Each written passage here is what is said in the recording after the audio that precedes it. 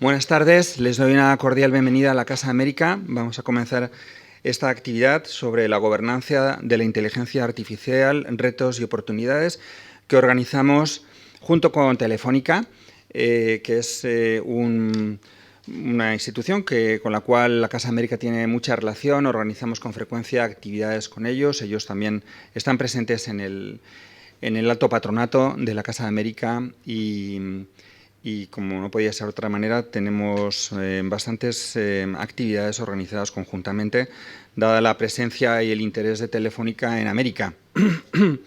Y ciertamente Telefónica es una voz autorizada para poder referirse a muchos de los temas que afectan a la región, particularmente en el ámbito de las, como es obvio, telecomunicaciones. Y concretamente, pues desde hace algún tiempo estamos dando vueltas a esta idea de desarrollar un ciclo de actividades en torno a la inteligencia artificial. Antes de nada, quiero también saludar de manera personal a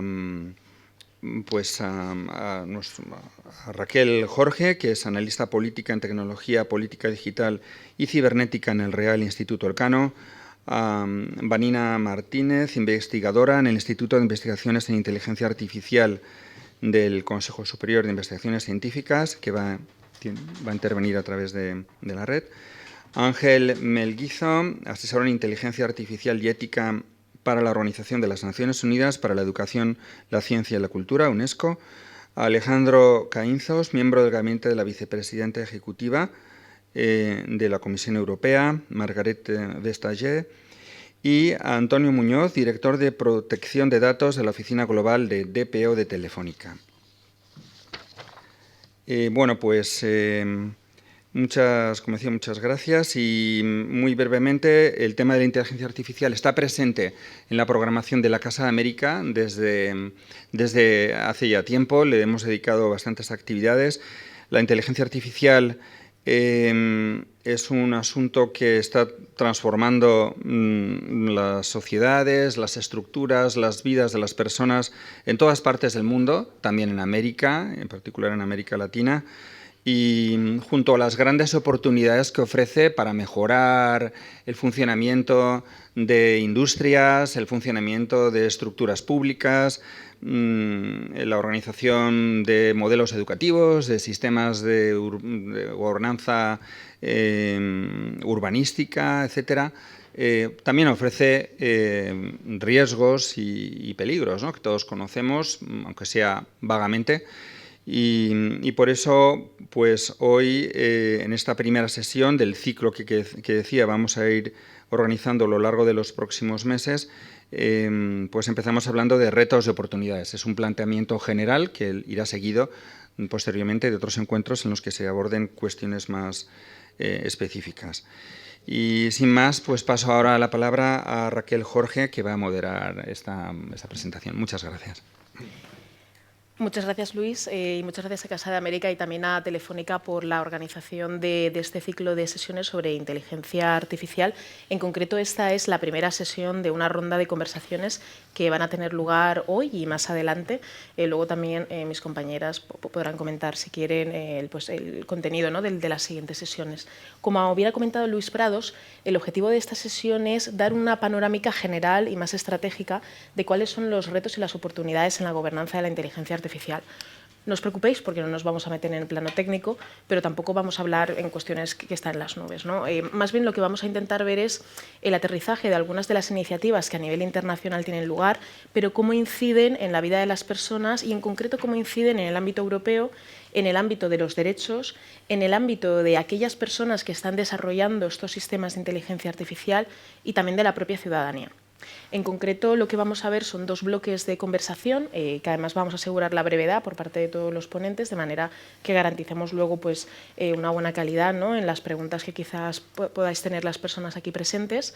Y el objetivo es el siguiente. En primer lugar, entender cuáles son las distintas perspectivas sobre la inteligencia artificial, y para ello contamos con una persona representante de la Comisión Europea, con Alejandro Caínzos, que ha estado liderando junto con su equipo el trabajo del posicionamiento posicionamiento de la Unión Europea en la agenda europea de política exterior, ¿no? Es decir, todas esas negociaciones que tienen lugar, por ejemplo, con Estados Unidos, con América Latina y el Caribe y demás. Aquí tenéis a Alejandro Cañizos de manera online. También contamos con Ángel Melguizo, que trabaja actualmente apoyando la UNESCO, una de las agencias del Sistema de Naciones Unidas, en concreto sobre cómo el sector privado debería aplicar las recomendaciones que la UNESCO acordó para una ética de la inteligencia artificial. También contamos con Marina Martínez, que es investigadora en uno de los centros del CSIC, en concreto en Barcelona. Ella es de origen argentino y actualmente acaba de entrar en el Consejo Asesor de Alto Nivel de Naciones Unidas para la Inteligencia Artificial. Y con esto haré una breve mención a la importancia de este Consejo Asesor. Y finalmente, y no por ello menos importante, tenemos a Antonio Muñoz, que nos va a contar la perspectiva de una empresa, ¿no?, como es Telefónica, que es una empresa estratégica, tanto para la seguridad nacional que tenemos en el caso español, pero también por la participación y la actividad de todos sus servicios en muchos países, entre ellos muchos países de América Latina. ¿Por qué este tema importa? Por lo siguiente, porque no hay una única razón, pero sí que hay una razón de ser más bien. Es la siguiente. La inteligencia artificial no es nada nuevo, pero sí que es verdad que es de actualidad y muchas veces muchas personas, ¿no?, que a lo mejor no trabajan en esta cuestión en el día a día, empezaron a escuchar más la palabra inteligencia artificial con ChatGPT hace unos meses. Imagino que les sonará, que es una plataforma en la que las personas buscan información y entonces, a través de una recopilación de datos masivos de diferentes fuentes, le da una respuesta, que no es una respuesta organizada por un ser humano, es una respuesta organizada por toda una matriz de datos que se han ido recopilando. Esta cuestión se ha ido ya debatiendo desde hace años. La Unión Europea viene desarrollando una propuesta de reglamento, una ley de reglamento de inteligencia artificial que luego se aterrizará a los Estados miembros de la Unión Europea. También es verdad que los países se habían puesto manos a la obra para intentar gobernar la inteligencia artificial. ¿Esto qué significa? Pues darle una serie de regulaciones, de protocolos de actuación para que las empresas que lo desarrollan y también para las personas que lo utilicen puedan tanto garantizar sus derechos fundamentales como seguir una serie de principios que respeten estos derechos y al mismo tiempo que también garanticen que las empresas no haya una concentración, no solo de grandes empresas para este tema, sino que haya mucha diversidad. ¿Qué ocurre? Que esta cuestión empezaba a tener un debate muy grande en los países que quizás escuchamos más, China, Estados Unidos, y también en organizaciones como la Comisión Europea. ¿Qué ocurre? Que en este último año, además de esa tendencia por la cual los países empezaban a crear coaliciones, ¿no?, entre ellos para dialogar y ver cómo gobernar esta cuestión, ahora Naciones Unidas ha levantado la mano y ha dicho: yo también quiero debatir sobre esta cuestión, porque no puede ser que solamente unos países estén liderando, ¿no?, la voz cantante de cómo se tiene que gobernar la inteligencia artificial. Y entonces ahora Naciones Unidas se ha puesto manos a la obra también y veremos los resultados. Y es por esa razón por la que, ya con esto termino, que queríamos contar con 4 voces, a nuestro parecer, muy relevantes y muy expertas por sus perspectivas. Y por tanto ahora lo más interesante sería quizás que empezáramos con Alejandro Cañizos, que ahora lo tenemos en la pantalla, para que nos cuente la perspectiva de las instituciones europeas en materia de inteligencia artificial y después pasaremos con los siguientes compañeros. Gracias. Muchas gracias, Raquel, y muchas gracias a la Casa América por la invitación. Empiezo quizás por la introducción que hiciste tú, porque yo creo que es 100% correcto que el tema es de actualidad y si bien llevamos mucho tiempo trabajando, ha adquirido una importancia, una dimensión que tanto a nivel político como tecnológico que no tenía antes. Cuando la Unión Europea sacó su primera estrategia de inteligencia artificial fue en el año 2018, era un tema bastante nicho, se podría decir, y cuando sacamos la propuesta de ley sobre inteligencia artificial en 2021, se decía que éramos los pioneros, los primeros en regular ese tema. Sería buena idea, hemos ido demasiado rápido, quizá intentando legislar algo que se mueve tan rápido. Había comparaciones con la Ley General de Protección de Datos, que yo creo que todo el mundo conoce, en la que Europa fue bastante pionera y se convirtió un poco en el estándar global, pero lo que vemos es que en este tiempo de 2 años de legislación, que en Europa no es tan largo para nuestros procesos legislativos, la situación ha cambiado drásticamente. O sea, estamos en una situación en la que la tecnología ha avanzado exponencialmente, ya no es algo nicho, es algo que literalmente tenemos todos entre los dedos. Y a nivel regulatorio y de gobernanza, no hay país en el mundo, no hay organización internacional en el mundo que nos esté ahora preguntando cómo lidiar con esta tecnología y cómo regularlo. Y en el caso de la Unión Europea, en algunos temas yo creo que muchos otros ya nos están atrapando y incluso podría decir que en algunos aspectos nos han adelantado.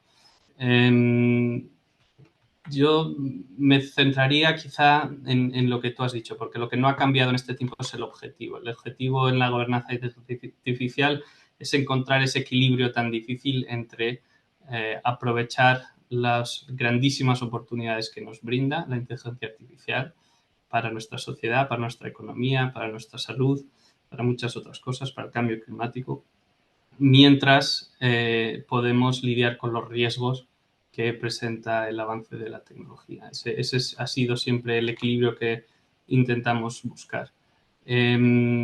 Tres temas por mi parte relativos a la gobernanza. La innovación, la regulación y la cooperación internacional. Sobre la innovación, una cosa que ha quedado clara para nosotros es que con el crecimiento exponencial que vemos, vemos un riesgo de que si no actuamos, el desarrollo de la inteligencia artificial pudiese no resultar accesible para un grupo amplio y diverso de actores. No queremos que se convierta en algo que se concentre solo en aquellos que tienen capacidades más avanzadas. Eso ha propiciado una serie de políticas.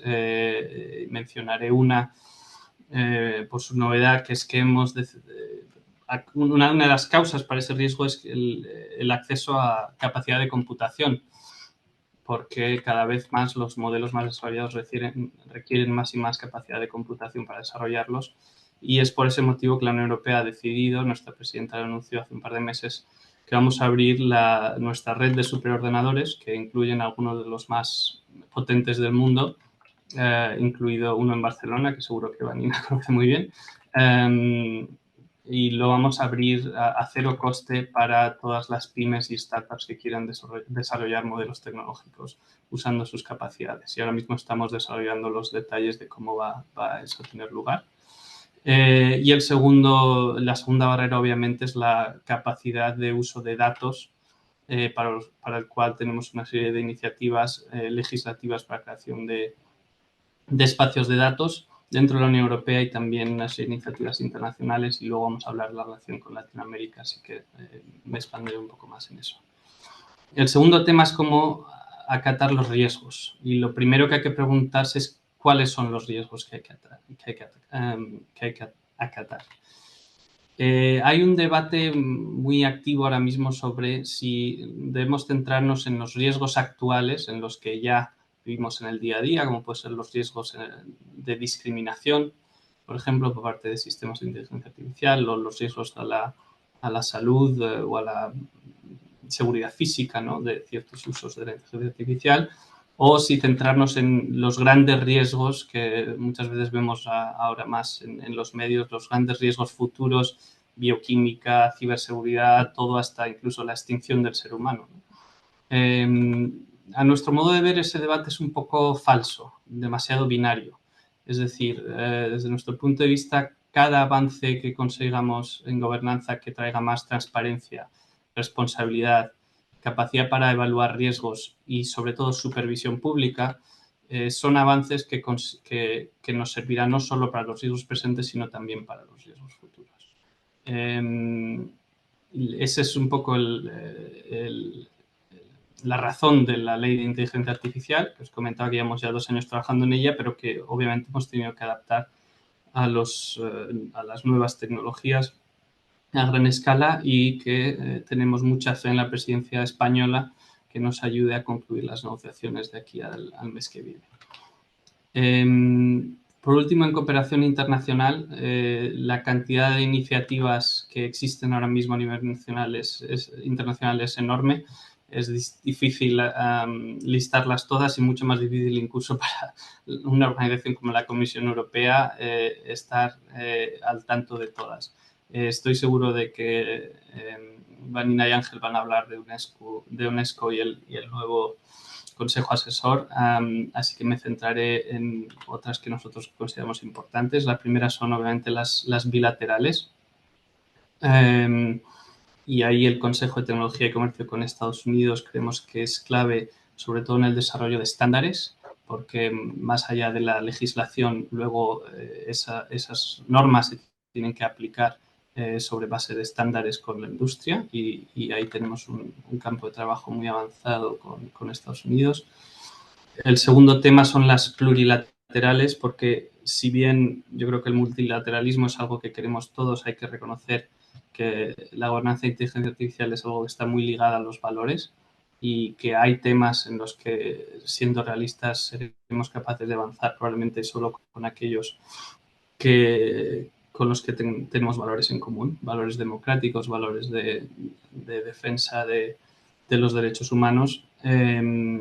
Y por eso es uno de los motivos por el que quizá para nuestro modo de ver, de las iniciativas más avanzadas es el proceso Hiroshima del G7, que ha adoptado un código de conducta para inteligencia artificial generativa en la que la Unión Europea ha contribuido mucho y que ahora estamos hablando con distintas compañías para que se comprometan a aplicar ese código de conducta. Finalmente, sobre el tema multilateral, esperaré con mucho interés lo que nos cuente Vanina del Consejo Asesor. Para nosotros esperamos que este proceso nos ayude a encontrar cuál es el formato de gobernanza adecuado, pero lo que creemos que es sin duda necesario es tener algún tipo de función de órgano independiente, objetivo y reconocido internacionalmente que nos ayude a tener una base científica sólida sobre la que tomar decisiones. Nuestra presidenta ha mencionado el IPCC como un posible modelo. Hay otros modelos del que la gente está hablando, pero ese principio de tener asesoramiento objetivo, no depender de los propios desarrolladores, sino una comunidad científica activa internacional que ayude a tomar decisiones es muy importante para nosotros.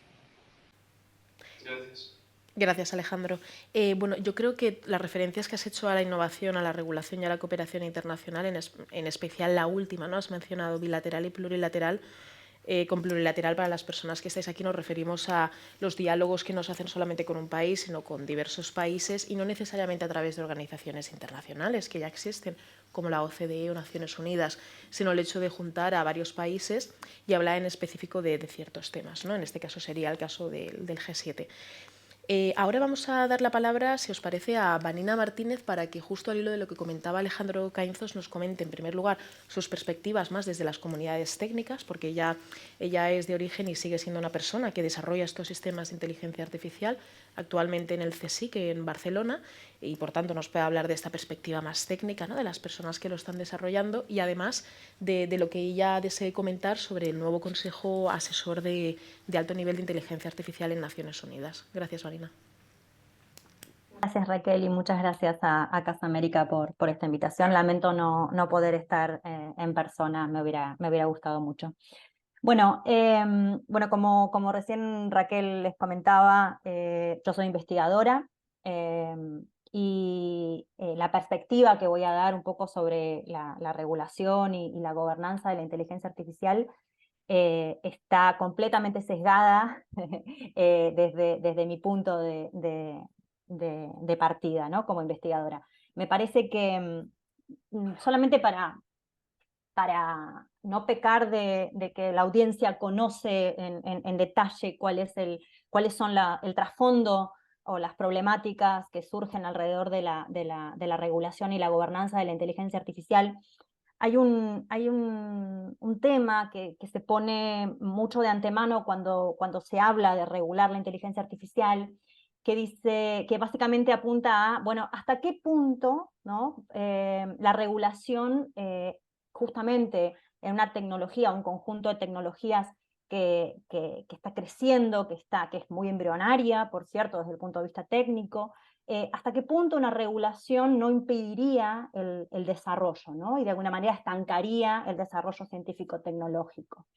Me parece que hay en este momento, en la sociedad hemos evolucionado lo suficientemente, o creo yo que deberíamos estar listos como para entender que el moto de moverse rápido y romper cosas ya no es aceptable.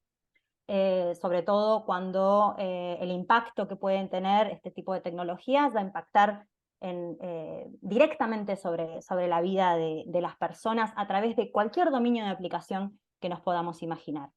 Desde un punto de vista de la ciencia, ¿no? y del desarrollo, más bien desde el lado, sin llegar a la construcción de productos, la ciencia no tiene que ver justamente con eso, ¿no? Con la innovación sin un tope, sin un control, sin una criticidad y una posición de integridad sobre lo que está haciendo. ¿Y en qué nos basamos los científicos para poder avanzar la ciencia? Bueno, en estándares éticos, en estándares, protocolos que nos ayudan a asegurarnos que los métodos científicos que aplicamos realmente están sustentados por el cuerpo de conocimiento que tenemos, que no están sesgados por en lo posible, ¿no? Digamos, sesgados por nuestras propias posturas, nuestras propias organizaciones. Y todo eso requiere gobernanza del campo, ¿no? De la misma manera que en otros campos de investigación se ha hecho, sobre todo, por ejemplo, podemos ver casos sobre la medicina, la farmacología. A lo largo de la historia hay un montón de casos en donde claramente se consiguió llegar a tecnologías que van a tener mucho impacto en la sociedad, y juntamente con eso un montón de estándares y protocolos de gobernanza, y eventualmente, aunque siempre llega un poco más largo en el tiempo, la regulación efectiva, ¿no? Entonces, esto quizás es una postura personal, pero que muchos científicos también comparten, es que nosotros necesitamos ese tipo de regulaciones, nosotros necesitamos estructuras de gobernanza para asegurarnos que lo que estamos haciendo, lo que estamos creando en nuestros laboratorios, efectivamente va a tener un efecto positivo sobre la sociedad. Otro tema que me gustaría relacionar con el tema de la gobernanza y la regulación es mirarlo tal vez desde un objetivo también positivo, en el sentido de que ese tipo de estructuras y de construcciones nos permiten. Después vamos a hablar de América Latina, ¿no? Pero yo creo que aplica a todos los países. Nos va a permitir también, como decía Alejandro, proteger un poco nuestros propios ecosistemas, ¿no? Proteger un poco nuestras pymes, nuestros laboratorios, nuestras universidades, nuestros centros de investigación de la dependencia tecnológica. En este momento, la tecnología de inteligencia artificial que está en auge y que exponencialmente está encontrando lugares y aplicaciones, está basada en los grandes modelos de lenguajes, que como bien decía Raquel en un principio, pertenecen a un conjunto muy pequeño de compañías que tienen el control, que tienen la capacidad de cómputo, el control de los datos y la propia iniciativa o no de compartir y de ser transparentes sobre cómo esos sistemas fueron construidos y son mantenidos a lo largo del tiempo. Definir estructuras de gobernanza y regulación nos puede permitir proteger los ecosistemas más pequeños, proteger también la ciencia, en el sentido de que la concentración podría en algún punto incluso llegar al estancamiento de la tecnología, ¿no? La inteligencia artificial, como les decía recién, es muy embrionaria en este momento, funciona muy bien para muchas cosas, pero existe la posibilidad de que técnicamente, si seguimos de alguna manera medio ciega yendo a esta idea de cada vez modelos más grandes, más grandes, más grandes, basados completamente en datos, sin supervisión, puede llegar a un tope de que no se puedan hacer sistemas más inteligentes o sistemas más confiables o sistemas más útiles en general para la humanidad. Y eso tiene que ver con que otros actores puedan pensar y puedan trabajar en pos de ampliar las capacidades y las potencialidades de la inteligencia artificial. Y muy rapidito, porque ya me quedo sin tiempo, tomar un poco esto bueno, del cuerpo asesor de las Naciones Unidas. La idea, siguiendo un poco lo que decían Raquel y Alejandro, es que las Naciones Unidas ha decidido tomar un poco la discusión entre manos de la gobernanza de la inteligencia artificial, buscando en principio un consenso científico sobre específicamente los riesgos, ¿no? Y también acá adhiero a lo que dice Alejandro, esta falsa dicotomía entre los riesgos actuales y los riesgos futuros potenciales. Esto es una opinión propia, no está ligada al cuerpo de las Naciones Unidas, pero para realmente poder construir una regulación sobre la inteligencia artificial, hay que tener en cuenta cómo hacemos para poder desarrollar mecanismos que nos permitan descubrir los riesgos que van a seguir sucediendo, ¿no? Cubrir los que tenemos ahora y los que van a seguir apareciendo a medida que la tecnología se amplíe y las capacidades de la inteligencia artificial sean cada vez más amplias. El Consejo de las Naciones Unidas busca de alguna manera poder construir estos puentes también sobre las distintas iniciativas que ya existen a nivel internacional sobre la regulación y la gobernanza de la inteligencia artificial, poniendo el objetivo en que el objetivo final de esto, digamos, es que la inteligencia artificial, el desarrollo, la construcción sea beneficiosa para toda la humanidad, ¿no? Entonces, intenta en algún punto ser un organismo de alguna manera neutral, si se puede decir, en ese sentido, con que el objetivo sea sobre el bienestar y la paz y el bienestar de toda la humanidad. Gracias, Vanina.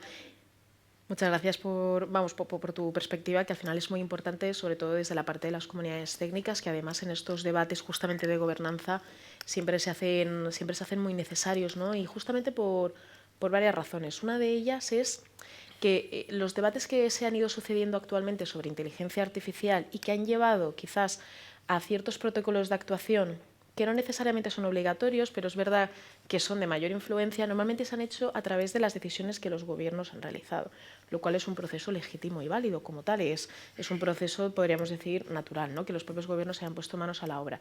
Ahora, al mismo tiempo hacía falta también que otros actores, como pueden ser las ONGs, las comunidades técnicas, las empresas que incluso utilizan inteligencia artificial para reclutar a personas, y las empresas que desarrollan esta inteligencia artificial tuvieran una voz. De ahí también que Naciones Unidas haya intentado crear este consejo asesor para integrar distintas voces. El reto ahora es garantizar que todas las voces de todo tipo puedan canalizar sus demandas y que realmente se llegue a un acuerdo común. Y justamente en este punto, ¿no?, sobre la importancia de los distintos actores, creo que ahora es un buen momento para dar la palabra a Ángel Melguizo y finalmente a Antonio Muñoz por lo siguiente. Ángel Melguizo está trabajando con UNESCO para garantizar que el sector privado se une a la declaración sobre las recomendaciones de una ética para la inteligencia artificial de la UNESCO.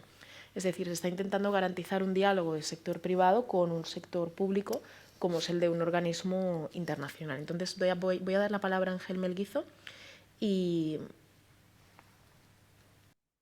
Dicho así, Raquel, suena quijotesco, pero sí, yo creo que Alejandro, Vanina, los colegas de Telefónica que están allí, tú también, estamos en una labor que todos estamos muy convencidos, que es la de que Tenemos una tecnología que ha explotado ahora, que lleva décadas en desarrollo, pero ahora por 2 o 3 factores, innovación tecnológica, capacidades y demás, pues se ha convertido en una gran herramienta para mejorar nuestra calidad de vida, para abrirnos opciones de trabajo, de finanzas, de movernos. Pero hay que hacer algo, ¿no? Hay que gobernarlo. Yo creo que además, fijaos que este seminario llega pues después de un fin de semana en el cual yo creo que los que nos dedicamos a temas de América Latina o tecnología hemos estado saltando entre buscar las últimas noticias de Milei y las últimas noticias de OpenAI. Yo el 50% de mi fin de semana se lo he dedicado a cada uno de ellos con un poquito a apoyar a estudiantes que sabéis que es mi equipo de baloncesto. Pensar que una empresa como OpenAI está valorada entre 80.000 y 90.000 millones de dólares, que esto es más o menos la capitalización de AT&T, el gran, digamos, gigante de telecomunicaciones de Estados Unidos, probablemente con un impacto ya incluso mayor que algunos de estos operadores de telecomunicaciones, y que no sepamos qué ha pasado. No sepamos si ha habido un tema de fuga de datos, no sabemos si es un tema de que querían ir más rápido, querían ir más lento, querían tomar más riesgos o menos riesgos. Pues la verdad refrenda la idea de que necesitamos una gobernanza más sólida y más transparente de una tecnología que es brutal y que nos puede cambiar la vida para mejor y que debe hacerlo.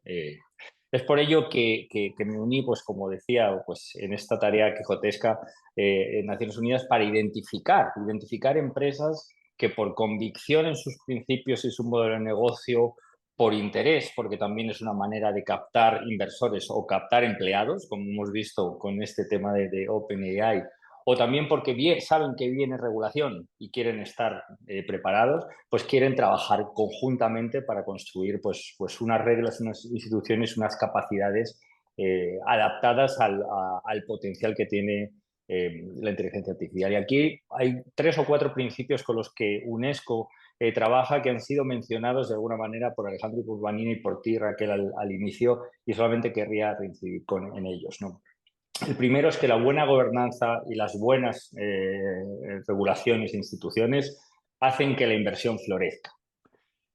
No toda la regulación mata la inversión, no toda la institucionalidad mata. Al contrario, muchas veces los ingenieros van a tener pues mucha más tranquilidad para saber en qué pueden innovar y qué riesgos pueden tener. Entonces, la incertidumbre regulatoria, si construimos unas buenas reglas e instituciones, es buena para que haya tanta inversión o aún más en inteligencia artificial.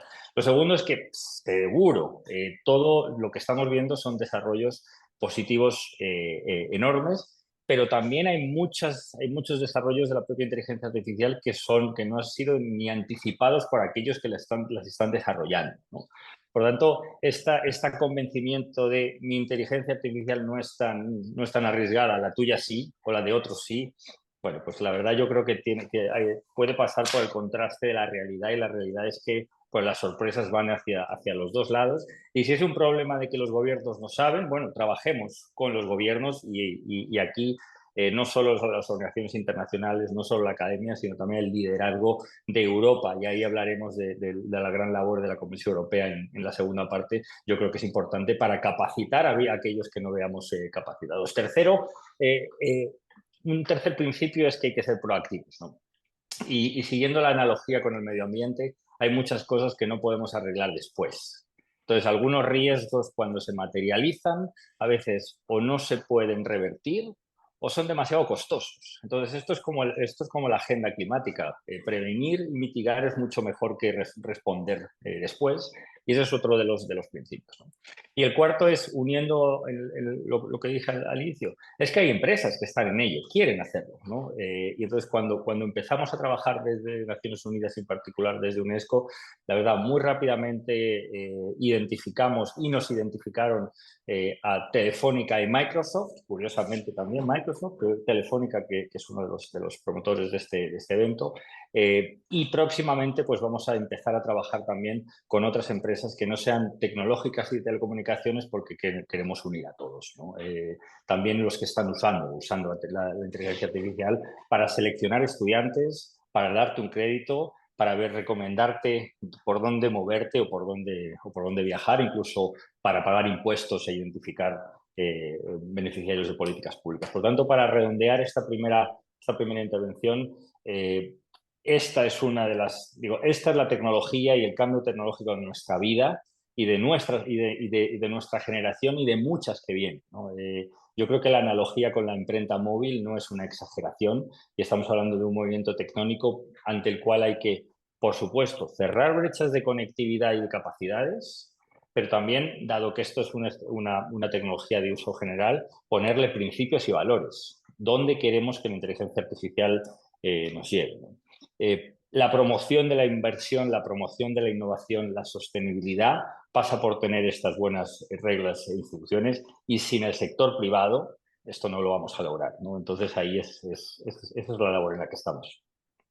Muchas gracias, Ángel. Y creo, vamos, que justamente el último punto que has dicho es muy importante, porque necesitamos entender la inteligencia artificial en sus retos o en sus riesgos y oportunidades como un ámbito que no solamente es para desarrollar la inteligencia artificial por sí, sino que realmente tiene muchas aplicaciones en el reclutamiento, tiene muchas aplicaciones en la mejora, por ejemplo, de cómo responde un servicio de ambulancias ante una emergencia en una localidad, ¿no? Porque permite un procesamiento de datos mucho mayor. Entonces, todas estas cuestiones que Ángel también ha comentado, ¿no? Como el impacto en los servicios públicos, la conectividad, va muy al hilo del trabajo que justamente realiza Telefónica, y que en concreto nos gustaría escuchar la perspectiva de Telefónica, ¿no? En toda esta gobernanza de la inteligencia artificial, la masa madre de la misma, que son los datos, y por esa razón tenemos a Antonio Muñoz, que es director de protección de datos de la Oficina Global de DPO en Telefónica. Y bueno, sería muy interesante saber tu perspectiva desde el sector privado en todas estas cuestiones que se han presentado y cómo la aterrizáis como empresa. Pues muchas gracias, Raquel, y muchas gracias por la oportunidad de pues hacer públicas algunas reflexiones al respecto, ¿no?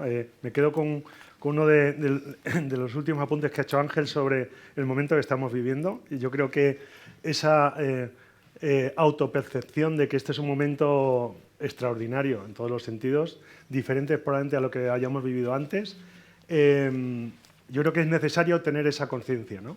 Tener esa conciencia y esa responsabilidad sobre lo que vayamos a cometer al respecto, porque probablemente de eso dependerán muchas cosas.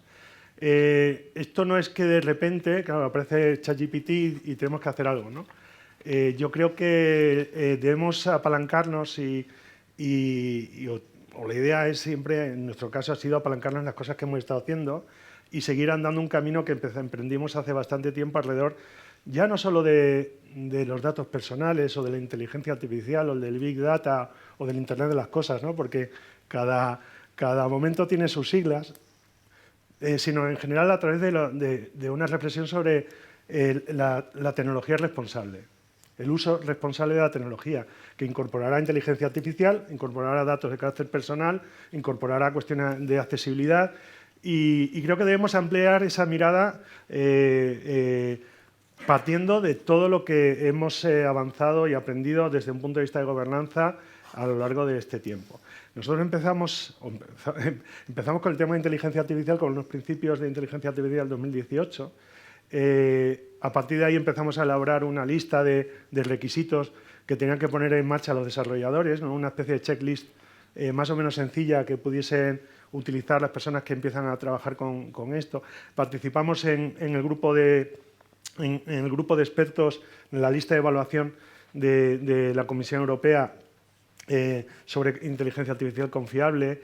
Tuvimos auditorías por parte del representante de la Comisión de cómo estábamos haciendo esas cosas, pero sobre todo desde el punto de vista de qué cosas tenemos que incorporar en ese checklist para poder hacer que se genere cierta dinámica y equilibrio entre innovación y responsabilidad en la tecnología, ¿no?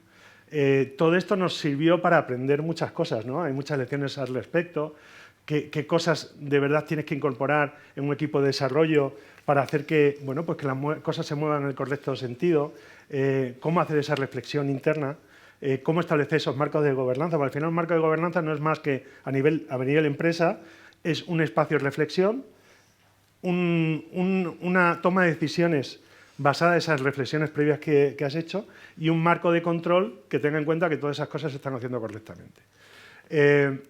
Llegó el año 2018, entró en vigor el Reglamento General de Protección de Datos Y eso también marcó un antes y un después en cómo hacemos las cosas desde las empresas, en particular empresas complejas, multinacionales con un montón de legislaciones, de un montón de unidades, cada una con intereses, cada una con sus fines y funciones, y establecimos un marco de gobierno en privacidad, en protección de datos, que en definitiva establecía un marco de reflexión, establecía un mecanismo de toma de decisiones y todo ello gestionado a través de un mecanismo de control, un marco de control. Eso nos ayudó a tener capilaridad suficiente a nivel grupo, a nivel de todas las sociedades, establecer criterios comunes independientemente de la legislación aplicable. Es decir, nosotros partimos y teníamos una ventaja porque partimos de un marco como es el Marco Europeo de Protección de Datos, que ha sido ha tenido un éxito internacional sin lugar a dudas, suficiente como para que estemos trabajando ya o se esté moviendo en un modelo de convergencia normativa en protección de datos que nosotros hemos ido más allá, ¿no? ¿Por qué? Pues porque desde el punto de vista del gobierno de una multinacional, pues cuanto mayor uniformidad haya en los criterios que aplicas a la hora de tomar decisiones en privacidad o en tecnología en general, mucho más fácil va a ser, menor incertidumbre vas a tener y más control vas a tener al respecto. Entonces, también a veces se dice, y en algunos foros, sobre todo de expertos en privacidad, dice, bueno, pues esto de la inteligencia artificial es tomar las cosas que tenemos en privacidad y llevarlas un poquito más allá y incorporar nuevos riesgos, incorporar nuevas reflexiones. Es cierto que hay muchas cosas que se pueden reutilizar y que estamos reutilizando. Hay muchas lecciones aprendidas, mucha práctica, mucha expertise que se ha alcanzado en la materia, pero hay muchas cosas diferentes en el sentido de pues hay que trabajar más la diversidad en los equipos, hay que incorporar nuevas funciones que miren cuestiones que probablemente no en balance entre derechos fundamentales, intereses de todo tipo. Esa reflexión casi filosófica, antropológica, la tenemos que incorporar en la empresa. A los desarrolladores los tenemos que hacer más sensibles a lo que tienen entre manos, a los ingenieros que están trabajando. La cadena de valor en inteligencia artificial es mucho más compleja que la que podemos tener en protección de datos. En protección de datos tenemos modelos binarios, responsable, encargado. Aquí es extraordinariamente complicado y no hay más que ver la discusión que hay en la Comisión Europea, en la Unión Europea alrededor del reglamento y modelos fundacionales, etcétera, etcétera. O sea, es mucho más difícil prever cómo va a ser una cadena de valor en inteligencia artificial y a partir de ahí tomar medidas. En su momento, hace un año o 2 años, empezamos con un piloto con equipos de desarrollo concretos, para iniciativas concretas, empezamos a trabajar, oye, cómo funcionan las checklists, esta lista de requisitos, esas autoevaluaciones que se hacían el propio desarrollador, la persona que empezaba a utilizar o las unidades que utilizaban algunos productos de inteligencia artificial. Y ahí es donde nos dimos cuenta de esto está muy bien, pero necesitamos ese marco de control, esa función que verifique que las cosas se están haciendo correctamente.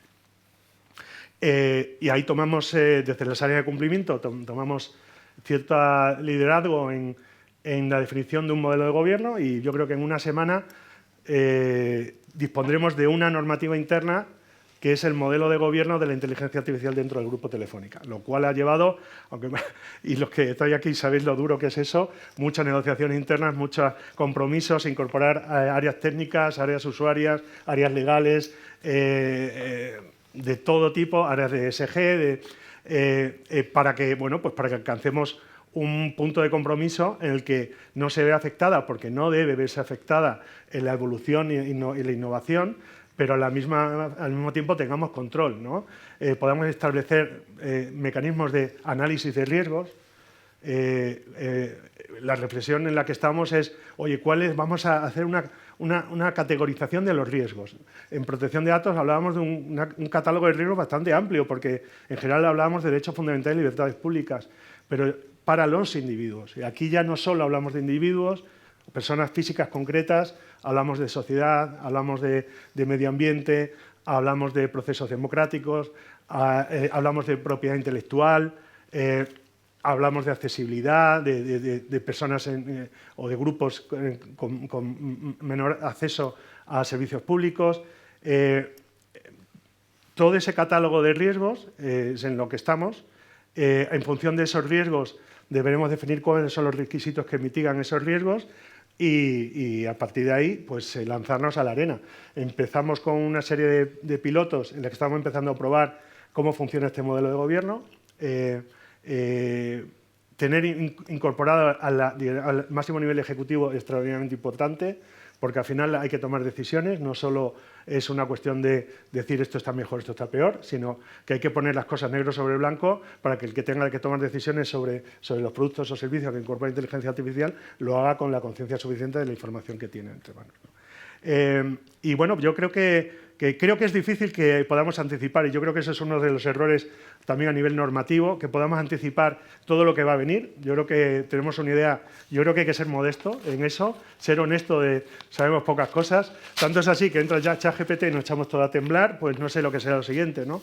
Aparece por ahí en el código de conducta del G7, aparece la cuestión de los sistemas que se generan a sí mismos y se autogeneran.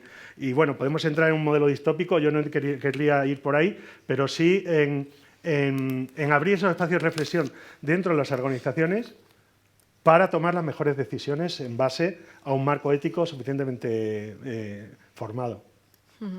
Sí, uno de los puntos en común que he detectado en los 4 ponentes es que más allá de las distintas perspectivas, existe una cuestión que es que todos están de acuerdo en que se necesita certeza jurídica, es decir, necesitamos tener una regulación para garantizar bien la competitividad económica, al parecer de algunas personas, bien la protección de los derechos fundamentales y los derechos humanos. Es verdad que a nivel internacional hay otras voces que están en contra de la regulación y creo que eso también es importante tenerlo sobre el debate, pero bueno, quería resaltar únicamente que en este caso las 4 personas están a favor de una certeza jurídica. ¿Y por qué? O sea, si ya es un reto dentro de una gran corporación como es el grupo de Telefónica, imagínense en el caso de hacer que los gobiernos se pongan de acuerdo en protocolos de actuación comunes sobre la inteligencia artificial. Porque, en primer lugar, articula el marco a través del cual una empresa puede participar en Corea del Sur, o puede participar en Japón, o puede participar en Nigeria, en Ecuador, incluso dentro de países europeos, estando aquí en la Unión Europea, pero también garantiza a la ciudadanía en general, a las personas, a la sociedad, pues una certeza jurídica de cuáles son mis derechos como persona, ¿no? Entonces, también esta cuestión de cómo hacer que empresas, sociedad civil y gobiernos garanticen un marco más o menos armonizado da seguridad a todo tipo de personas, grupos y demás. Podríamos entrar en la cuestión de la IA generativa, que es como un paso adelante dentro del mundo, ¿no?, de las inteligencias artificiales. Podemos comentarlo luego, si os parece, en el debate, pero quizás por resaltar un punto, hace apenas unas pocas semanas Reino Unido hospedó una cumbre internacional sobre seguridad, en un sentido más estricto, de la inteligencia artificial. Y salió un papel, una especie de conclusión en la que se decía que la inteligencia artificial generativa no iba a crear necesariamente nuevos riesgos, lo que iba a hacer era amplificar los riesgos que actualmente existen. Por ejemplo, la ciberdelincuencia, ¿no? Cuando recibimos emails en nuestro correo electrónico o cuando se intenta realizar un ciberataque a una empresa para hacer secuestro de dinero, de servicios o para acceder a ciertos datos, la IA generativa puede generar mayor vulnerabilidad en aquellos riesgos que ya existen. Pero bueno, luego lo podemos comentar. Ahora, como nos quedan aproximadamente 35 minutos y queremos luego hacer un poco de debate con las personas asistentes, sí que me parecería muy interesante, aprovechando que estamos aquí como toda una comunidad hispanohablante, que tenemos distintas personas que han tenido contacto de manera directa o indirecta con América Latina y Caribe, quizás si cada uno de los ponentes nos pudieran hablar de sus perspectivas sobre la relación de su sector, ¿no?, o de su región con América Latina y el Caribe. Quizás podemos empezar por el mismo orden, con Alejandro Caínzos, para que nos cuente esta perspectiva. Vale, gracias, Raquel. Muy rápido porque veo que vamos tarde y seguro que yo tengo mucha culpa. No, para nosotros quizá quería resaltar la importancia de la alianza digital entre la Unión Europea y Latinoamérica y el Caribe, que es una iniciativa que se lanzó en marzo de este año en Bogotá. Ángel estaba allí. Y que se adoptó formalmente una declaración en la cumbre entre la Unión Europea y Latinoamérica y el Caribe en julio. Y es una iniciativa que tiene varios componentes muy importantes para la cooperación con América Latina y el Caribe en materia de inteligencia artificial también. Uno de los temas importantes son los diálogos, obviamente, de política digital y regulatorios. Hay muchos países de América Latina como nosotros están evaluando posible actuación a nivel gubernamental y se intenta maximizar la cooperación con recursos limitados. Si nosotros en la comisión, como os decía, nos cuesta a veces lidiar con los temas internos en todos los procesos internacionales a la vez, me imagino que muchos países están en la misma situación de recursos muy limitados y una demanda enorme de atención y tiempo a estos temas. Entonces, todo lo que sea compartir conocimientos, organizar sinergias, actuar en grupo, es algo que vemos que nuestros socios también valoran. Entonces, la semana que viene en Cartagena os he dado unos días de diálogo sobre política digital y preparando estos días hemos consultado a nuestros socios de la región cuáles son sus principales necesidades en esta materia y básicamente nos han dicho tres. La primera es asesoría regulatoria. Quieren recibir de la Unión Europea ideas o experiencia, aunque, como decías, estamos aprendiendo según caminamos sobre regulación y políticas de inteligencia artificial. La segunda es desarrollo de talento humano. Qué tipo de políticas se pueden emplear para atraer y desarrollar más talento, que es un problema global. Y el tercero es cómo atraer inversión en laboratorios y centros de investigación en la región. Entonces estamos intentando responder a estas expectativas y la semana que viene vendremos con nuestras ideas a este evento.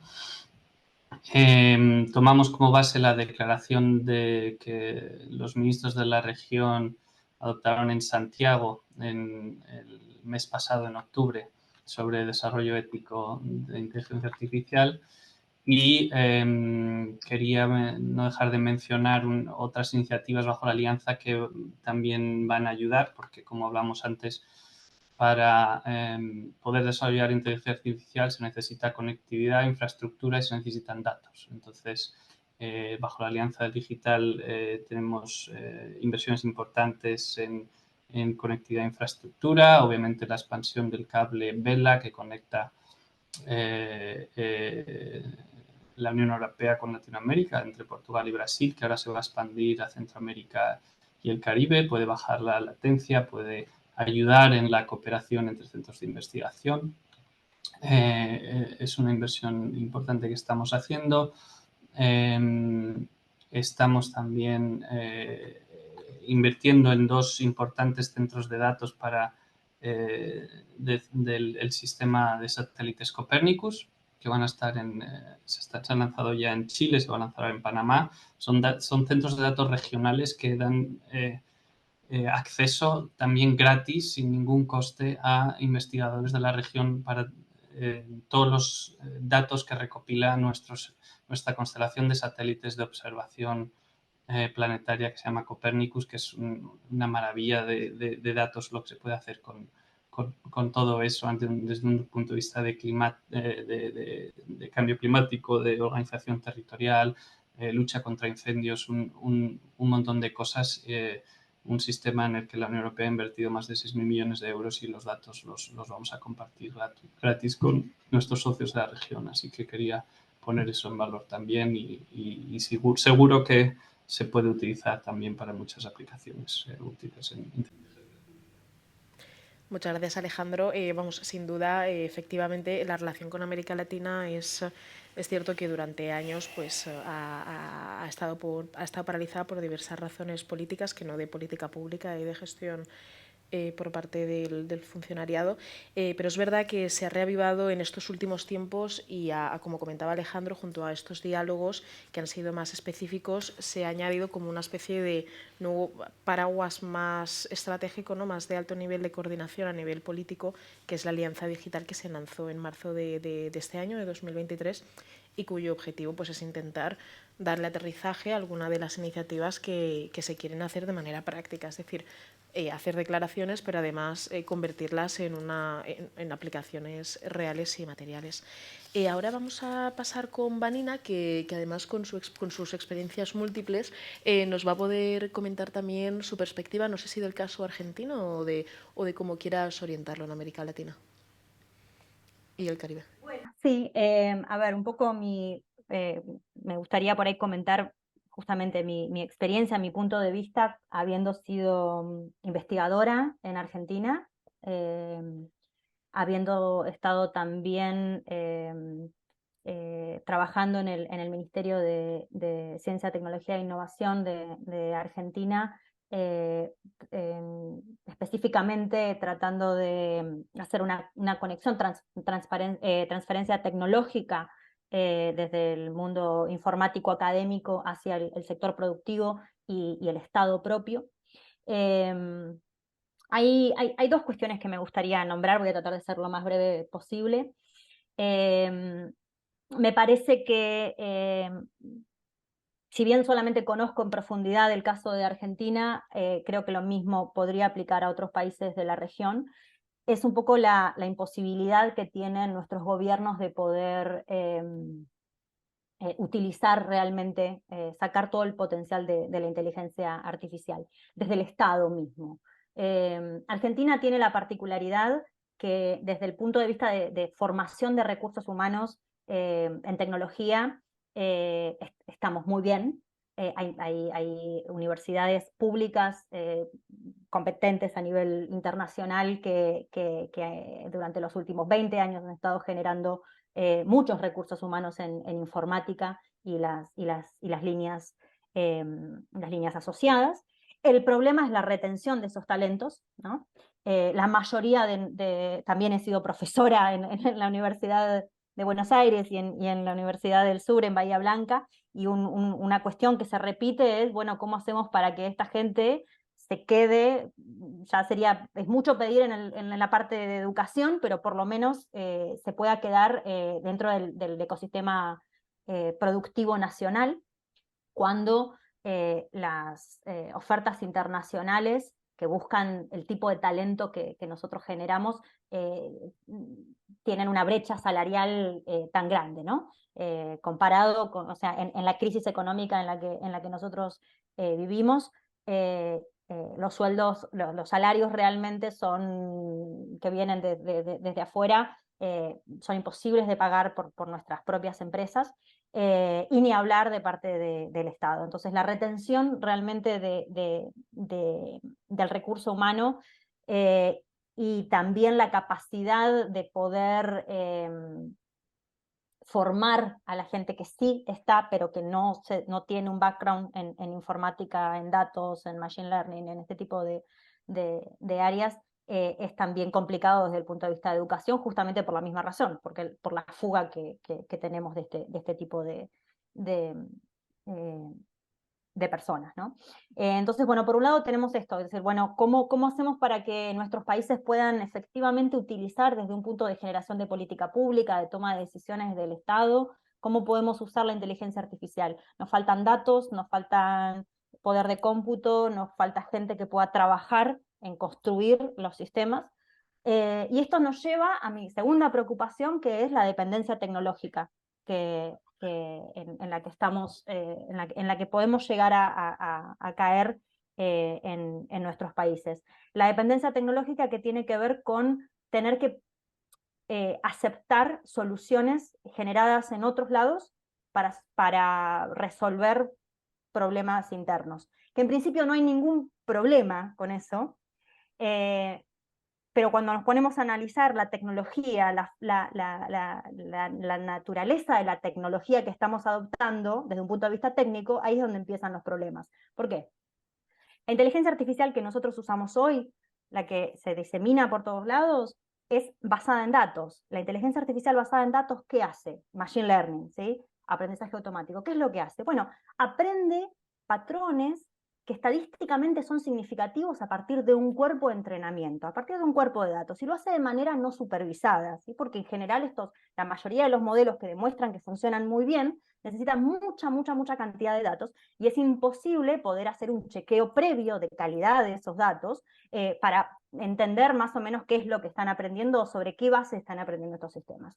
Esto conlleva a que la dependencia tecnológica nos lleva a tener que usar soluciones que no sabemos desde un principio, también por la naturaleza de caja negra de estos sistemas, que no sabemos si realmente están entrenados, están preparados para manejar la realidad de datos que existen en otros lugares, ¿sí? Y esto tiene que ver tanto con cuestiones como muy básicas como la adecuación, por ejemplo, si vamos a los sistemas generativos, la adecuación de la generación de lenguaje, de los distintos lenguajes y dialectos que pueden haber en las distintas regiones, y también con la comprensión cultural. Uso comprensión, disculpen por la palabra, pero digamos, ¿qué tipo de awareness sería en inglés, ¿no? ¿Qué tipo de relación hay entre estos patrones que se aprenden estadísticamente de los productos que traemos desde otro lado? ¿Qué relación hay entre los patrones culturales aprendidos por esos sistemas y los que nosotros necesitamos, ¿sí? Sabemos que la inteligencia artificial basada en datos, el aprendizaje automático, no es neutral, ¿sí? Tiene sesgos que están que aparecen a partir de los datos de entrenamiento, que aparecen desde el lado de la programación, que aparecen por un montón de lados. Y la verdad que también en muchos casos no queremos que sea neutral. Hay situaciones en donde la toma de decisiones que puede llegar a tener o el apoyo que nos puede llegar a dar un sistema de inteligencia artificial no puede ser agnóstica a la cultura en donde está inmerso, donde va a estar funcionando ese sistema. Y en nuestra región, en América Latina, tenemos un gran problema con esto, y la incapacidad de poder generar los recursos por falta de recursos económicos, computacionales, etcétera, de poder generar nuestros propios recursos para alimentar, entrenar, fine-tunear los modelos de inteligencia artificial, o generar nuestros propios modelos de una manera más controlada y por ejemplo, modelos supervisados que permitan tener ciertas garantías sobre las decisiones que estos nos entregan o sobre los productos que generan. Y con eso cierro porque si no, no le voy a dar espacio al resto. Gracias, Vaina. No, pero sin duda muy interesante porque muchas veces no nos centramos en la relación Unión Europea, América Latina y Caribe como una cuestión de sector privado y sector público que es necesario, pero tú has incidido muy bien en la cuestión cultural, en que si América Latina tiene mucha diversidad cultural entre los países, pero además dentro de los países, ya no solamente a nivel cultural, también incluso a nivel lingüístico por parte de algunas poblaciones, la inteligencia artificial no siempre es representativa porque no capta la totalidad, ¿no?, de esa diversidad cultural, no capta la sensibilidad de las traducciones, del uso de las palabras, y esto incide mucho en que si finalmente las personas van a utilizar inteligencia artificial para acceder a ciertos servicios públicos y la forma en que su lenguaje se articula no se reconoce por la IA, pues puede llevar a exclusiones no buscadas, sino a exclusiones porque simplemente no se les detecta en ciertas palabras, por ejemplo, por decir un caso muy aterrizado. Quizás ahora vamos a pasar a Ángel Melguizo. Si podéis limitaros a 7 minutos, más o menos, 5 o 7, y así luego tenemos un breve debate. Gracias. Raquel, y incluso menos, 5 minutos. Pero déjame que, la verdad, va a conectar bastante con Manina y con Alejandro mis comentarios sobre la oportunidad que estamos viendo ahora, ¿no? Porque Alianza Digital / Global Gateway, algún día, Alejandro, nos sentaremos y me explicas la diferencia de uno y de otro, pero Global Gateway y Alianza Digital, yo creo que esto es la gran novedad. Ha habido mucho diálogo y siempre mucha narrativa respecto a cómo Europa y las Europas comparten muchos lazos culturales, históricos, con las Américas Latinas, como diría Javier Santiso, un gran jefe que tuvimos en la OCE y en el BBVA, pero pocas veces ha habido herramientas e instrumentos como la Alianza Digital y Global Gateway, con ambición, en el cual Europa dice, bueno, quiero posicionarme geoestratégicamente en todo el mundo en los temas que importan, los temas de frontera, y ahí estamos hablando, pues, por supuesto, de semiconductores, 5G, electromovilidad, transición energética e inteligencia artificial, y lo estoy haciendo con recursos significativos y llevando además al sector empresarial, que en muchos de estos sectores es líder global, ¿no? Entonces yo creo que esta oportunidad que se abre y que se abrió tanto en Bruselas con la cumbre UECELAC, la alianza digital firmada en Bogotá, pues este es el momento de concretarlo, ¿no? Entonces, como a mí me toca pedir, y es fácil pedir, yo voy a pedir que sea rápido, en primer lugar.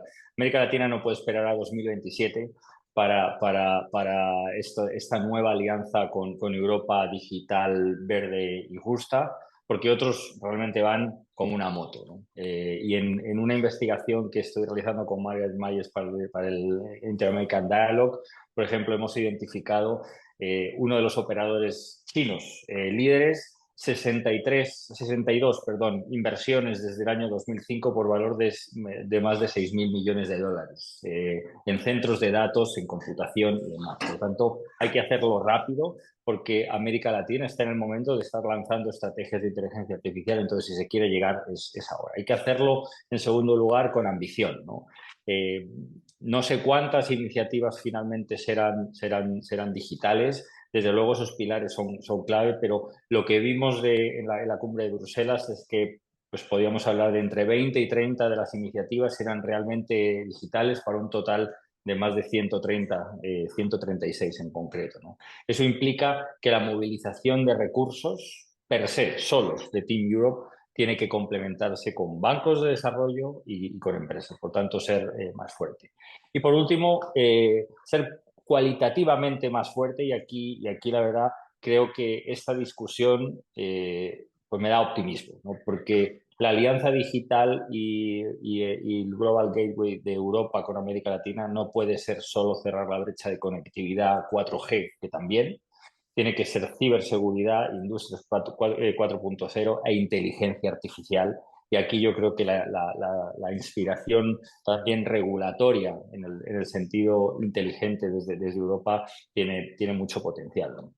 Este refuerzo cualitativo viene también por intentar que todo lo digital se una con lo verde y lo justo. Entonces, que la alianza digital sea una alianza digital social, porque inteligencia artificial con educación y salud son claves, y una alianza digital verde, porque sabemos que la inteligencia artificial, por ejemplo, para la preservación de la biodiversidad, es una de las cosas que ya existen hoy. Poder detectar en el Amazonas si algunos ruidos corresponden a lo que deberíamos escuchar, ruidos o sonidos, mejor dicho, o si son ruidos o son sonidos, que es muy diferente. Entonces, para concluir, cumpliendo con mi promesa de hablar menos de 7 minutos, creo que ese punto de las visiones compartidas, y probablemente es una visión compartida de Europa, América Latina y Europa con las Américas hasta el norte.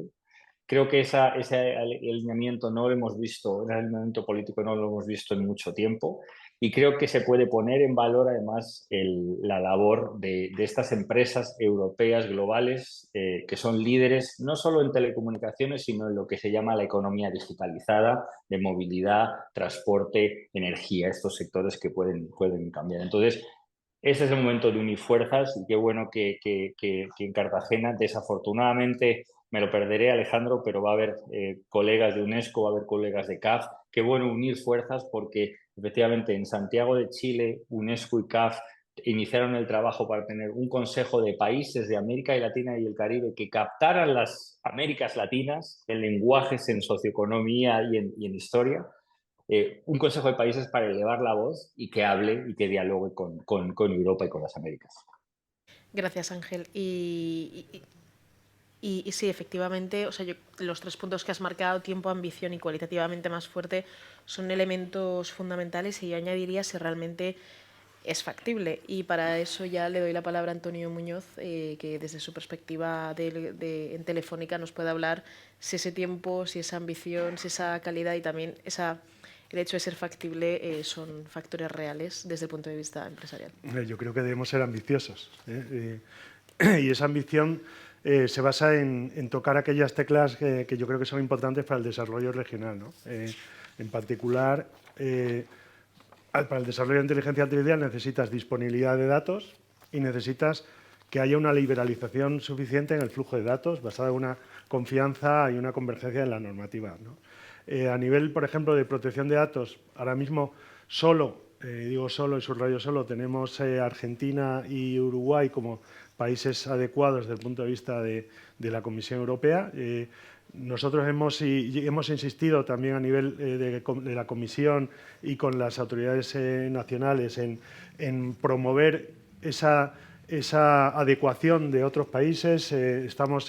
Tenemos una nueva ley general de protección de datos en Brasil, tenemos un proyecto de ley en Chile, tenemos otro proyecto de ley en Argentina, modificaciones normativas en Perú, todos basados en los mismos principios, que son principios desde el punto de vista de protección de datos, pero aplicables como digo, a la tecnología en general, de respeto a los derechos fundamentales y libertades de las personas, ¿no? Que esas son las cuestiones que tenemos en común, sobre un entorno en el que vamos a identificar cuáles son los impactos que puede generar la tecnología en función de esos riesgos.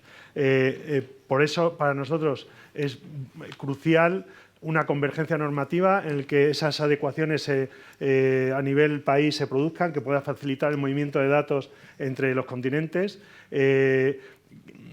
Que a nivel de empresa, ¿cómo hacemos eso?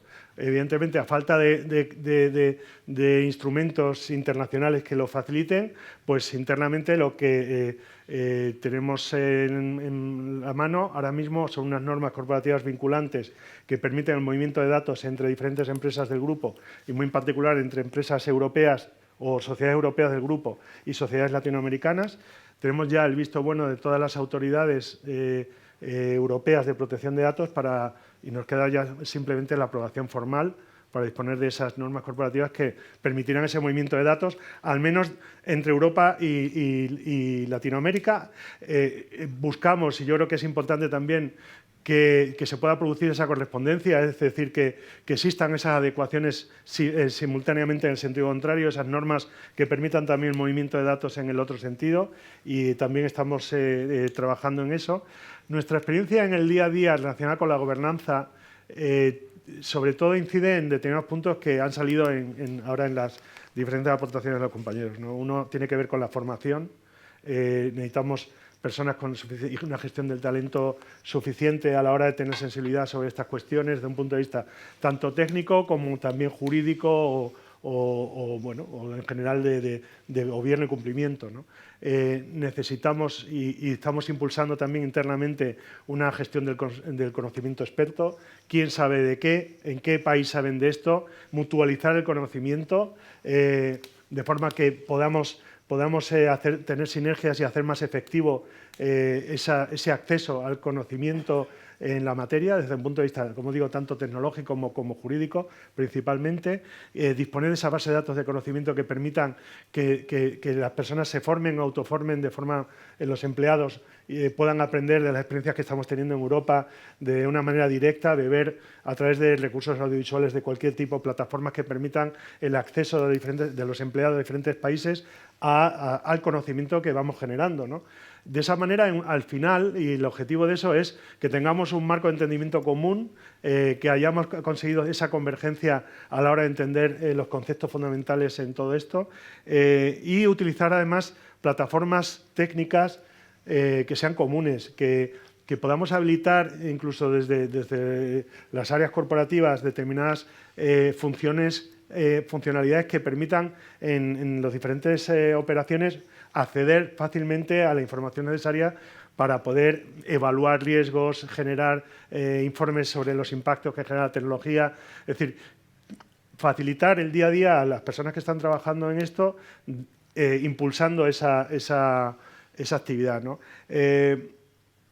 Al final, lo que también buscamos es que no haya ni diferencia, por ejemplo, a nivel de cadena de suministro. Cuando muchas veces vemos contratos de proveedores, vemos que dicen, bueno, estos proveedores tienen estas obligaciones en Europa, que le aplica el Reglamento General de Protección de Datos, y otras obligaciones de menor exigencia fuera de la Unión Europea. Eso para nosotros es radicalmente negativo y lo que buscamos es que, independientemente del país que esté contratando, de la sociedad, del país que esté contratando en un proveedor, vayamos con las mismas garantías, ¿no?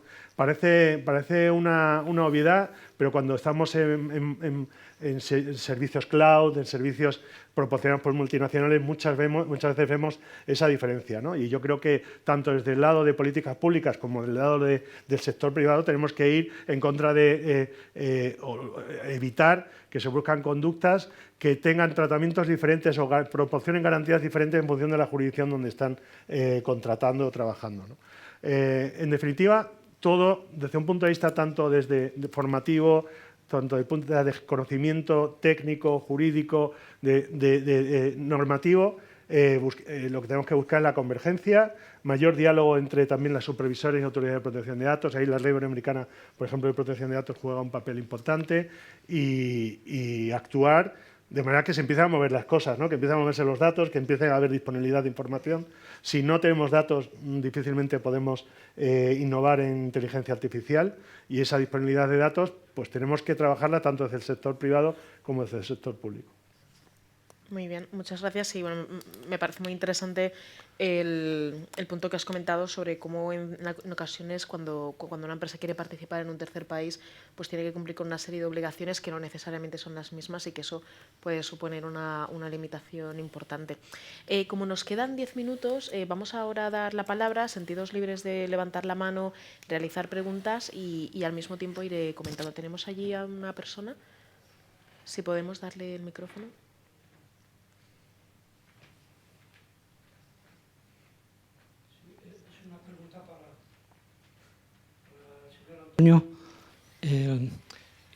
Yo ahora mismo cuando entro a internet, le pincho a un enlace, me baja una página, 1 megabit, 2 megabits, lo que sea. Así puedo hacer 10 consultas, 10 megabits, pero si yo voy a la inteligencia artificial, pues a lo mejor le pregunto y solo me baja 1 megabit, el megabit que necesito. Entonces, ¿eso habéis notado que baja el tráfico en los abonados que tienen inteligencia artificial?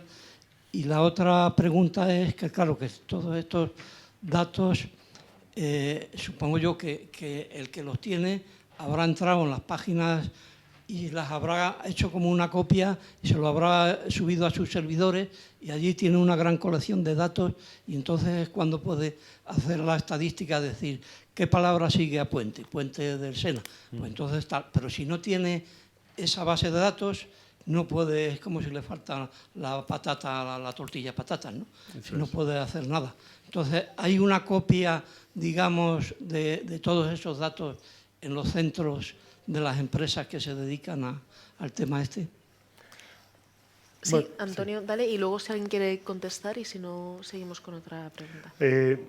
Yo no creo que la inteligencia artificial reduzca el volumen de datos. Yo creo que al final todo va a redundar en que cuanto más tecnología, más automatización y más posibilidades de acceder a nuevos servicios, pues irá cambiando el consumo de datos, será diferente, pero no por eso será más reducido. Yo creo que si incorporamos la inteligencia artificial con el metaverso o con otras cosas que están por ahí, pues yo creo que el consumo de datos irá incrementándose, no reduciéndose, digamos, más allá de cuestiones puntuales, pues porque las necesidades o los servicios que se van a proporcionar serán otros, serán mucho más basados en una realidad, la realidad virtual o mundos virtuales, ¿no? Que sabemos, ¿no? Pero yo no creo que... Otra cosa es que utilicemos la inteligencia artificial para mejorar la eficiencia de la gestión del tráfico, de la gestión de las redes, y eso sin lugar a dudas. O sea, vamos a mejorar cómo optimizar la utilización de espectro, de la utilización de las redes de forma general, y eso va a beneficiar a una mejora de las redes y de los servicios de telecomunicaciones. Eso es así, y yo creo que vamos a ver grandes ventajas en esa parte. A la hora de alimentar de datos o de contenido, de textos, ¿no? Un sistema de inteligencia artificial no es exactamente que haga réplicas de los contenidos. Yo creo que lo que hace es acceder al contenido, lo interpreta y a partir de ahí genera modelos. No veo que haya una base de datos global que sea una especie de repositorio de todo lo que existe, sino que los sistemas o el aprendizaje, el sistema de inteligencia artificial se basa en la generación de modelos en base a fuentes muchas veces públicas, otras no tanto, pero no es más acceso que una replicación, un almacenamiento de todos esos datos, ¿no? Pero evidentemente, si no, como dices, si no hay patata, no hay tortilla, si no hay datos, no hay inteligencia artificial. Y si no hay unas buenas bases documentales en las que apoyarse, pues evidentemente los modelos basados en lenguaje pues no pueden evolucionar. Pero ahora hay disponibilidad de esa información y creo que, y esta es una discusión que yo creo que ha salido anteriormente en relación con la cultura, tiene que haber más disponibilidad de información en diferentes dialectos, idiomas, formas de hablar, formas de entenderse, para que hagamos todavía mucho más accesible esa tecnología de forma mucho más diversa, ¿no? Y aquí hay un punto que yo creo que hay que trabajar, que es la diversidad, el mantener la diversidad sin nos podemos ver abocados a una uniformidad que está generada por los propios sistemas de inteligencia artificial a la hora de interpretar el lenguaje, ¿no? Y sin darnos cuenta terminar en una especie de modelo común del lenguaje, que yo creo que ahí, evidentemente, y que todos los entendemos así, perderíamos parte de la riqueza cultural que debemos proteger. No sé si alguien más quiere responder a esta pregunta o si alguien más de la sala... Sí, Vanina. Una breve aclaración para esta pregunta. Uno de los problemas que tenemos actualmente, que justamente requieren poner cabeza en la regulación y la gobernanza de los datos que se utilizan para generar modelos de inteligencia artificial, es que para muchos de los modelos existentes no sabemos bien cómo se obtuvieron esos datos, dónde están los datos, si hay réplicas, si realmente se tenían los permisos que se necesitaban tener. No lo sabemos, sobre todo aquellos que son modelos que son cerrados en el sentido que son de corporaciones privadas y no tenemos un acceso real al código y al conjunto de entrenamiento. Ese es uno de los grandes problemas. Los datos son absolutamente necesarios, los datos condicionan completamente la performance de los modelos, y hoy en día no tenemos manera de asegurarnos de la transparencia que hay detrás de la construcción de esos modelos en base a esos datos. ¿Quieres añadir algo, Antonio? No, está bien. Vale, que también está. Sí, pues bueno, como nos quedan 3 minutos, no sé si alguien más quisiera comentar. Sí. El micro. Buenas tardes. Quisiera hacer un comentario. Yo he asistido a varias conferencias sobre inteligencia artificial y enfocadas inclusive de diferentes ángulos, ¿no? Pero me he dado cuenta que en ninguna, por los momentos, han hablado del posible impacto que puede tener el desarrollo de la computación cuántica en cuanto a la velocidad de procesamiento, digamos, y de gestión de toda esa big data que existe, ¿no? Y pienso que se pudiera salir del control, porque esto es como cuando empezó la incipiente computación con aquel famoso ENIAC, que era la computadora, la primera, a la época de hoy, que eso que era un edificio, puede hacer lo que hacía cualquier microchip hoy en día. Entonces yo veo que hay como una extrapolación de nuestra situación a nivel de hardware, porque básicamente lo que veo, estamos hablando de puro software y datos, y manejo, entrelazo, pero cuando la capacidad, digamos, a nivel de equipo sea de una velocidad gigantesca, o sea, y si no se logra tener el control digamos, del manejo de la data. O sea, esto se va a escapar de las manos, pero no, sin decir que sea positivo o negativo lo que se vaya a hacer con ella, sino que nos vamos a ver como en un tsunami que nos va a descontrolar todo. Muchas gracias. ¿Alguien quiere responder? A ver. Sí, Antonio. No, me parece una reflexión muy oportuna. Por eso al principio de mi intervención hablaba de que deberíamos trabajar sobre la tecnología responsable. No solo sobre inteligencia artificial o datos, sino la tecnología en general. Uno de los riesgos identificados, y también a nivel de la Unión Europea, tiene que ver con la computación cuántica a la hora de, pero también desde un punto de vista de los riesgos de ciberseguridad que genera a la hora del cifrado de los datos. Hay un montón de cuestiones abiertas ahí. Y yo creo que la única manera de anticiparnos a eso es abrir el scope, abrir el ámbito de estudio a todo lo que es la tecnología, desde todos los puntos de vista, incorporando, como no, la computación cuántica o cualquier otro, ¿no? Pero me parece, estoy de acuerdo en esa reflexión, creo que sí. Gracias, Antonio. ¿Vanina? Sí, no, un poco volviendo a lo que había mencionado Alejandro previamente, esta dicotomía sobre los riesgos actuales y los riesgos futuros. No sabemos cuáles son los riesgos que van a venir.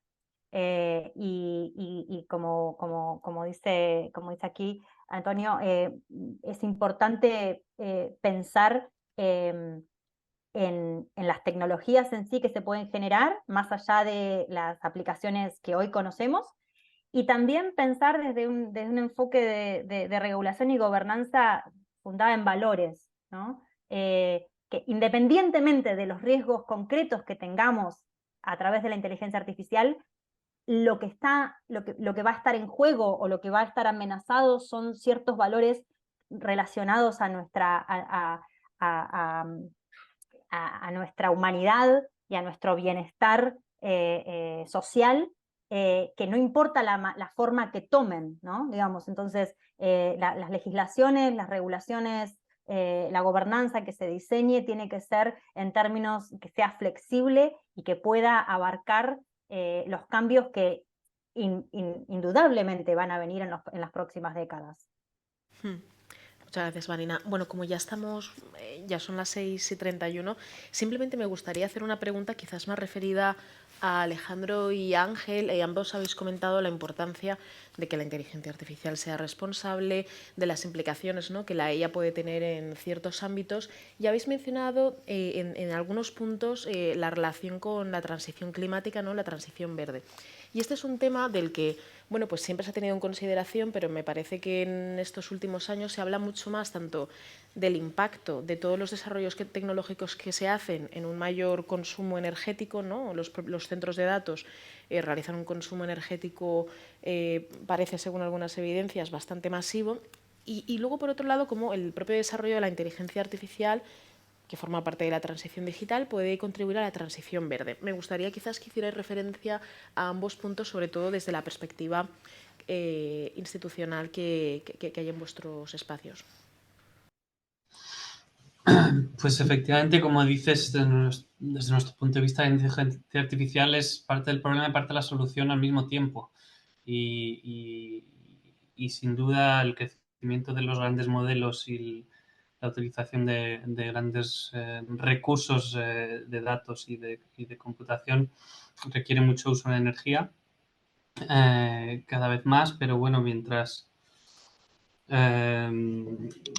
avance la tecnología a suficiente nivel, creemos que puede ser manejable, pero al mismo tiempo la inteligencia artificial va a ser un elemento clave en la gestión de recursos y nos puede ayudar muchísimo a mejorar, por supuesto, por ejemplo, en el ámbito energético, la utilización del grid, de la ¿cómo se dice?, la red eléctrica, por ejemplo, la utilización de recursos, por ejemplo, para el reciclaje, por ejemplo, para una serie de políticas públicas en las que hay aplicaciones con mucho valor. Un ejemplo que conocí recientemente tiene que ver con la distribución del agua. Gracias a la instalación de sensores en la distribución pública en Dinamarca, inteligencia artificial ha hecho una predicción de cuánta agua se perdería en ciertos puntos de la ciudad dependiendo de la evolución del clima. Pues eso les ha permitido a un coste mucho menor hacer los cambios necesarios en la infraestructura y han conseguido ahorrar una barbaridad de agua en poco tiempo, ¿no? Pues este tipo de aplicaciones que vemos cada vez más obviamente puede traer soluciones. Pero yo creo que hay otra gente más competente en el panel para contestar esta pregunta. No, para nada, muy interesante, Alejandro. Gracias. Ángel. No creo que sea yo el más competente. Soy tan competente no, lo digo porque lo habéis mencionado, entonces como Alejandro, pero sí.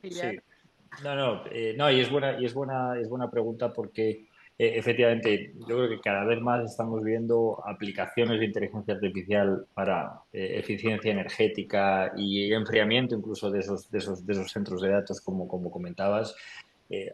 The Economist reportaba hace un par de semanas también inteligencia artificial para la localización, la minería inteligente y localizar minerales críticos de una manera, pues eso, más efectiva. O de nuevo, inteligencia artificial para la preservación de la biodiversidad no es futuro, es presente, ¿no?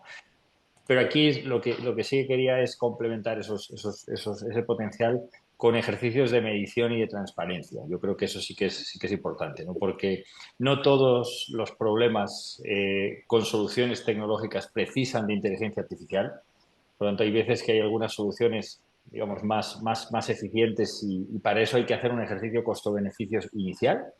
Y en segundo lugar, yo creo que antes o después, lo que es la huella de todos los desarrollos de inteligencia artificial en el uso, ¿no? Y en los servicios que tienen las empresas van a acabar estando en los informes ESG que tienen que obligatoriamente reportar, porque bueno, parte de la responsabilidad va a ser una responsabilidad, un uso responsable y adecuado de las tecnologías, ¿no? Por lo tanto, aquí es donde, por ejemplo, la recomendación de UNESCO tiene un capítulo específico sobre medio ambiente que no se había detectado, que no habían identificado otros. Creo que antes o después vamos a ir por ese camino, ¿no? Siendo tecnooptimista, como comentaba Alejandro, porque cada vez vemos más usos, ¿no? Pues esos usos positivos tienen que venir acompañados pues de ejercicios de medición y de transparencia que hoy en día no se está haciendo, por lo menos la parte transparente.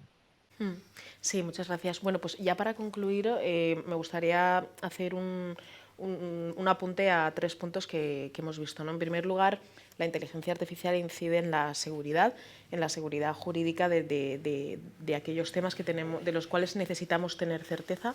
En segundo lugar, incide en la economía, en la competitividad de las empresas, en la protección de empresas pequeñas y medianas que en algunos casos cuya actividad en algunos casos puede ser absorbida por algunas grandes empresas tecnológicas. Y en tercer lugar, la garantía de los derechos y cómo todos estos debates se necesitan canalizar evidentemente en el plano estatal, pero también en el plano regional e internacional.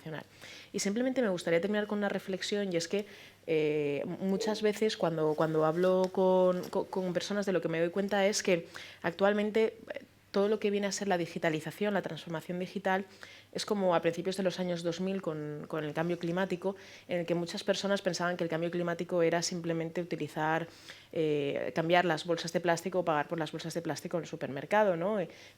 Pensábamos que era una cuestión de personas científicas, de personas de ingeniería, de personas técnicas, y no lo veíamos en nuestro imaginario como una cuestión política o social.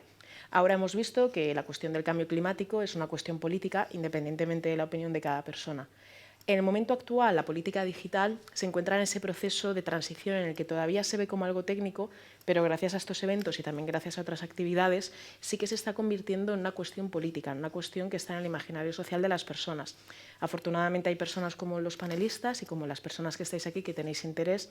Cada vez más está entrando más en las escuelas, cada vez más está entrando en los medios de comunicación, no solamente en la sección de tecnología, sino en la sección de política, en la sección de internacional, en la sección de sociedad.